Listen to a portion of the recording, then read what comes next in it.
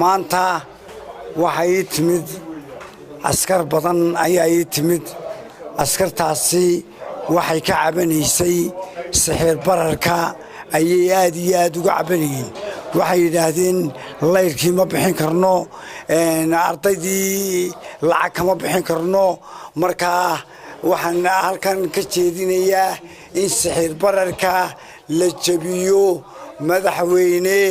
waxaan ku farayaa in madaxweynaha jamhuuriyadda Soomaaliland mudane Axmed Maxamuud Siiraanyo waxaan farayaa inaad ka jabisid sixir bararka dalka iyo dadkaba halkan waxaan ka cadeynayaa website-yada oo beeniga sheegay oo yiri askar